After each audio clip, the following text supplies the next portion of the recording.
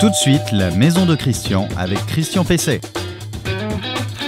Bonjour, bienvenue dans ce nouvel épisode de la maison de Christian, votre émission vidéo et podcast audio que vous pouvez retrouver donc chaque samedi matin.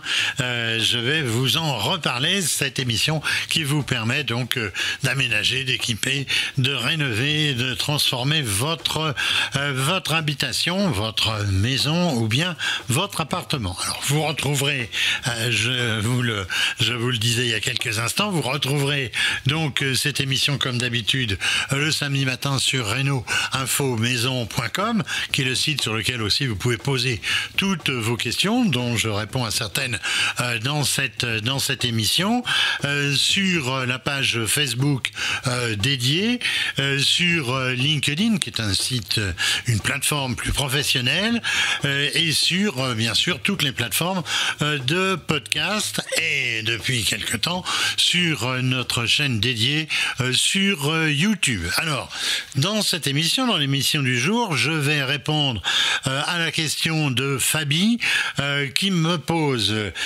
donc comme sujet, comme question, qui m'interroge sur la garantie d'une baie vitrée dont le seuil n'est pas étanche. Alors, quelle est la garantie qu'on peut exiger dans ce cas-là?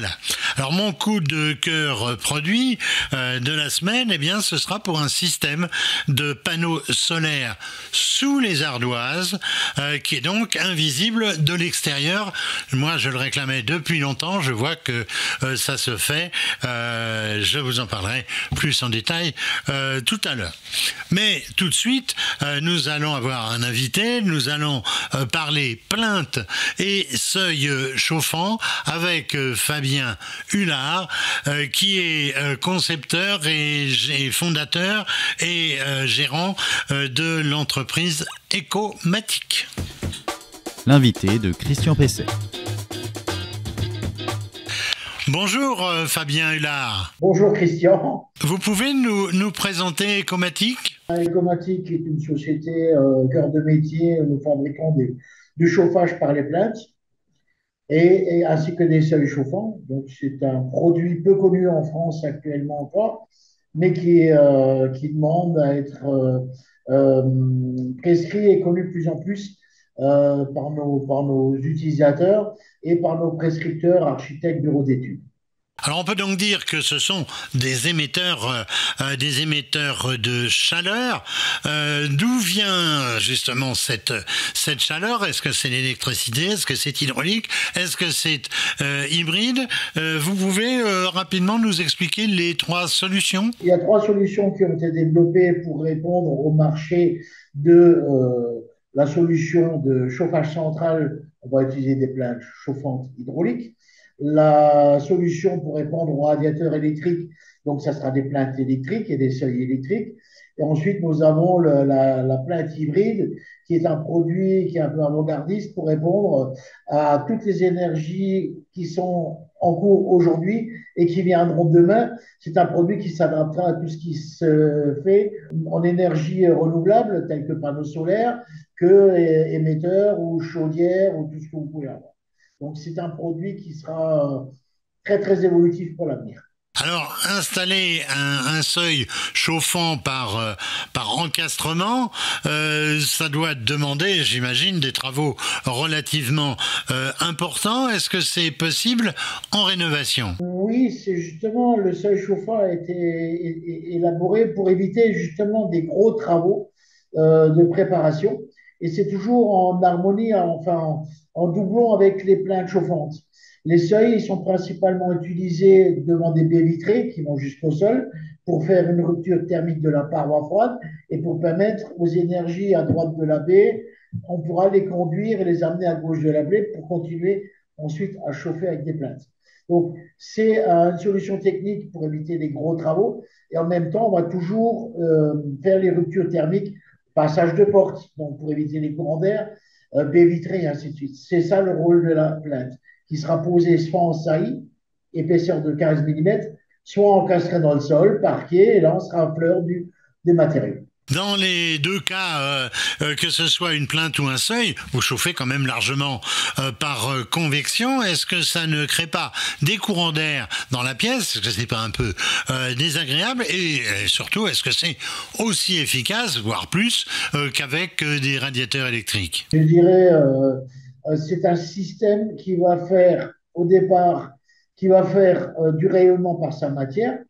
Il va faire une légère convection et c'est le mur qui va se charger en énergie qui lui ensuite va rayonner. C'est un chauffage qui ensuite est principalement rayonnant par rapport aux matériaux qui sont au-dessus. Donc, un courant d'air est souvent créé parce que vous avez des parois froides et une source chaude quelque part, et c'est cette paroi qui attire le chaud, vous créez des courants d'air. L'intérêt de la plainte, c'est supprimer justement toutes ces parois froides pour supprimer tout un confort, courant d'air, ressenti de froid lié aux parois et également réguler l'hygrométrie dans l'air qui est très important pour le ressenti. Hein. Donc la plainte chauffante, en fait, elle fait un plancher chauffant, elle fait un mur chauffant à la place du plancher chauffant. Vous venez de le dire, vous chauffez surtout les murs. Alors, est-ce qu'il faut que ces murs soient très bien isolés? Non, justement, on va attaquer le mal par là où il vient. Et c'est toujours en priorité les murs les plus froids, les baies vitrées et les murs humides qu'il faut chauffer. Par contre, nous n'allons pas chauffer la profondeur de la matière, nous chauffons juste la surface de la matière. Ce qui fait que on ne jouera pas avec l'inertie d'une masse ou d'une matière pour obtenir le résultat. Nous, ce qu'il nous faut, c'est juste chauffer la matière. Toute matière qui est chaude rayonne comme le soleil, c'est ce qu'on veut obtenir. D'accord? Donc, notre intérêt, c'est pas de chauffer l'intérieur de la matière comme un plancher chauffant. On parle jusqu'à présent de chauffage, mais est-ce que le système est réversible? Est-ce qu'il peut aussi rafraîchir la maison? On pourrait rafraîchir avec des plaintes et seuils, mais ça n'aurait aucun effet. Pourquoi? Parce que le froid, il tombe, et le chaud, il monte. Donc, physiquement, c'est deux phénomènes physiques totalement opposés. Mais la surprise est qu'en 2024, il est prévu que nous allons faire du rafraîchissement avec un système melon du haut, tout simplement. J'en dirai pas plus parce que sur tous nos projets, des brevets sont déposés. Voilà. Est-ce que vous êtes un fabricant français? Fabrication 100% française, conception et fabrication française. Tout à fait en Alsace. À combien estimez-vous les économies qui peuvent être réalisées avec votre système? S'il y en a, évidemment. Vous avez une idée? Les économies d'énergie qu'on va arriver à obtenir, c'est grâce à l'utilisation du produit. Je vous explique juste un schéma très simple. Une voiture avec un même moteur, vous pouvez faire 5 litres, 10 litres selon comment vous allez l'utiliser. Dans le chauffage, c'est exactement pareil. Beaucoup de gens utilisent du chauffage mal placé dans la pièce et ils ont froid et la première réaction, c'est de monter le chauffage. L'avantage de la plainte, c'est tout l'inverse. On va pouvoir baisser directement en lieu et place d'un radiateur 2 à 3 degrés, ce qui doit déjà faire au moins 20% d'économie d'énergie. Ensuite, on a d'autres critères qui peuvent aider là-dedans, mais on peut dire que 20%, c'est pas extrapolé en économie d'énergie, simplement parce qu'on va l'utiliser différemment d'un système classique. En fait, la plainte est un radiateur qui est coupé en bandes, et ces bandes, on va les étaler devant les parois froides, et murs humides et baies vitrées, qui va donner cette qualité qui est relativement peu connue. Mais nos clients qui ont utilisé ce produit, c'est nos futurs clients, ils nous ramènent toujours d'autres clients. Et que ce soit un bureau d'études qui est une fois essayé nos produits, généralement, on a de gros projets derrière qui suivent parce qu'ils sont surpris du résultat. C'est encore à être vraiment prescrit et reconnu par les journalistes, justement, pour nous aider à faire connaître ce type de chauffage. Alors côté matériel et installation, ça coûte combien par rapport, par exemple, à l'installation d'un chauffage électrique classique? Je vais donner par exemple, si on prenait en version plainte électrique, une pièce de 12-15 mètres carrés, il faut calculer un budget de 1500 euros, quoi. À peu près 100 euros le mètre carré avec une régulation programmable comprise, donc on fera du pièce par pièce. Ok, on est plus cher qu'un radiateur, mais imaginez de faire un plancher chauffant dans une pièce, c'est quasi impossible. Prenez des radiateurs qui sont de haut de gamme, on est moins cher qu'un radiateur considéré de haut de gamme. Est-ce qu'il sera mieux? J'en suis peut-être pas toujours persuadé. Ça, c'est à moi de vous le prouver. Eh bien, merci Fabien Hullard. Je rappelle, vous êtes gérant et concepteur d'Ecomatic qui fabrique donc des plaintes chauffantes et des seuils également chauffants. Votre question à Christian Pesset.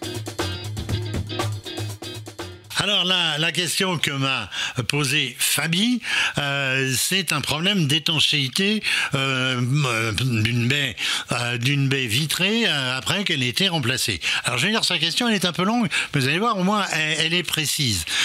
Nous avons fait réaliser, me dit-elle, une rénovation de 9 fenêtres, changement pour du double vitrage, à notre domicile par une entreprise de la région, c'est une bonne idée. Notre priorité était le remplacement d'une baie vitrée non étanche avec des fuites d'eau au sol et des passages d'insectes, me dit-elle. Avant de signer le devis, nous avions envoyé un mail au poseur afin de s'assurer de la bonne prise en charge par ses soins de ce problème particulier qu'il connaissait, puisqu'il s'était déplacé et avait pu le constater. Sa réponse au mail est sans équivoque: nous utiliserons du ciment de réparation, c'est tout à fait prévu. Or, rien de cela n'a visiblement été fait. Si c'est, me dit-elle, un joint silicone, eh bien, l'entreprise aujourd'hui dit ne pas garantir autre chose que l'étanchéité de la fenêtre et pas les fuites au sol. On constate depuis 2 jours, après de nouvelles infiltrations d'eau au niveau du carrelage, pouvez-vous nous indiquer les recours possibles? Alors, la question est précise, mais elle est un peu floue sur un point, c'est le fait de savoir, mais je peux en conclure que c'est en rénovation et pas en changement à neuf. Alors, vous savez, quand on parle de remplacement des fenêtres en réparation, on garde le châssis, on garde la partie fixe, qu'on appelle le dormant, et on ne change que les vantaux, en l'occurrence, la baie vitrée. Alors d'une façon générale, le remplacement des fenêtres est couvert par l'assurance décennale, 10 ans, par la garantie de parfait achèvement, 2 ans, et par le parfait fonctionnement, 1 an. Tout ça, c'est dans le cadre des assurances, on va dire, construction.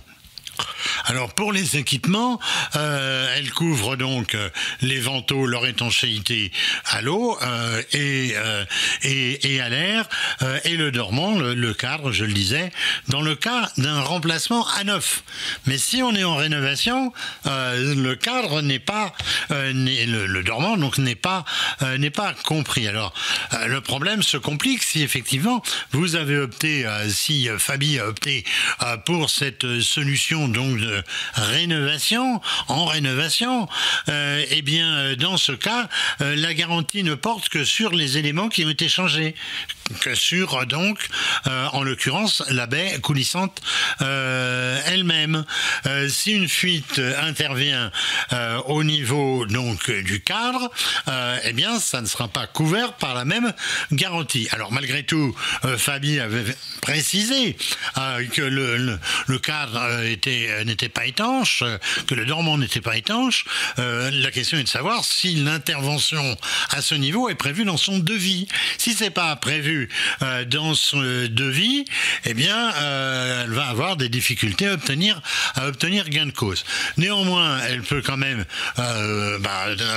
chercher une conciliation avec son poseur, son entreprise. Donc, il est bon de rechercher plutôt un accueil amiable en demandant expressément à l'entreprise de prendre en charge cette étanchéité au motif qu'elle avait elle-même constaté qu'il y avait des fuites de ce côté et que du coup, eh bien, l'étanchéité était très aléatoire. Le coup de cœur produit de Christian Pesset. Alors mon coup de cœur produit, je vais pas dire qu'il est double, mais il est tout à fait, je dirais, appuyé parce que c'est quelque chose que je réclamais, que je demandais aux tuiliers ou aux ardoisiers de faire. Alors c'est quoi? Eh bien, ce sont des capteurs solaires sous les ardoises. Alors presque tout le monde est convaincu aujourd'hui de l'utilité des panneaux photovoltaïques, donc des panneaux solaires, mais presque autant autant de gens n'ont pas envie de voir des panneaux sur leur couverture, et d'autant plus que s'ils sont dans un site protégé. Alors une solution a été trouvée. Alors c'est le grand ardoisier maintenant, Cupa Pizarras, qui est une boîte espagnole, qui est devenue le leader mondial de l'ardoise naturelle depuis qu'on a renoncé à extraire nous-mêmes l'ardoise de la belle région d'Angers avec les ardoisières qui à l'époque étaient le grand spécialiste de la question. Alors la marque espagnole qui produit des ardoises, on le voit depuis longtemps et partout dans le monde, eh bien a trouvé cette solution pour les toitures en ardoise. C'est le système Thermoslat, donc de chez Cupa Pizarras, qui comprend un dispositif en sous-face d'ardoise par un absorbeur de calories, autrement dit un panneau, un absorbeur de calories qui est constitué de deux pots en aluminium, pots PRUX évidemment, de deux pots, entre lesquels circule un liquide caloporteur, exactement comme avec donc des panneaux solaires thermiques. Alors c'est un dispositif qui comprend un échangeur, donc l'eau circule entre ces deux feuilles d'aluminium, elle se réchauffe, il y a un échangeur en amont d'un ballon d'eau chaude, donc un chauffe-eau solaire classique finalement, très proche de ce qui existe avec donc des panneaux, et qui permet de couvrir, alors il donne un chiffre précis, 67% des besoins en eau chaude pour une maison correctement exposée au sud, avec un ballon de 300 litres, donc pour une famille de 4 à 5 personnes. Alors, outre que ce système me paraît très astucieux, comme il est invisible, eh bien, il va permettre l'installation de cette structure en site protégé, j'en parlais, à la différence évidemment des panneaux de structure en surimposition, voire même en intégration, qui généralement sont refusés par les ABF, les architectes des bâtiments de France, à proximité d'un monument, par exemple d'un monument historique. Alors c'est développé pour le neuf, le système peut bien sûr être aussi utilisé en rénovation quand on refait sa couverture. Alors les toitures de 16 logements d'un ensemble immobilier de partage générationnel ont été équipées donc de ce dispositif qui fonctionne très bien à Vendôme, donc en France. Le dispositif eh bien, bénéficie d'un avis technique, ça je suis toujours très exigeant sur le sujet, un avis technique du CSTB qui lui permet d'être accessible donc aux aides à la rénovation énergétique, MaPrimeRénov', etc. Il permet une économie, maintenant on le souligne aussi, une économie de 2 tonnes de CO2 par an. Alors je répète, c'est le système Thermoslat de chez Cupa Pizarras, une entreprise espagnole implantée depuis de nombreuses années maintenant à Rennes. Je crois que ça fait une 40aine d'années qu'ils sont là. Alors le coût du système, il est assez cher, il est estimé à 5 à 6 000 euros par maison. La rentabilité, on ne me l'a pas encore donné, c'est-à-dire le retour sur investissement. J'imagine que pour l'instant, il est assez important et que c'est plus un geste écologique qu'un geste de rentabilité. Mais évidemment, ça ouvre beaucoup de perspectives et notamment par la suite au niveau du chauffage. Et donc, vous pouvez avoir plus d'informations sur le site du fabricant qui s'affiche ici.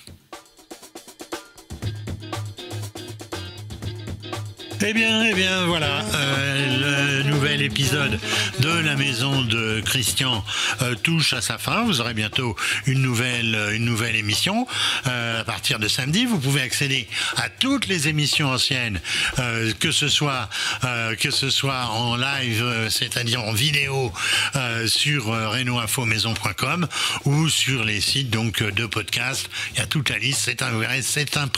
C'est impressionnant. Sur LinkedIn, sur notre chaîne YouTube dédiée et sur une page Facebook de l'émission. Je vais vous souhaiter un bon week-end pour ceux qui nous regardent en live ou presque. Je vais vous conseiller d'entretenir votre maison. C'est la meilleure façon qu'elle ne vous coûte pas trop cher, en mesurant toujours la complexité, la difficulté de certaines opérations que vous gagnerez à faire réaliser par des artisans. Vous en trouverez de très bons, je n'en doute pas, autour de vous. À la semaine prochaine.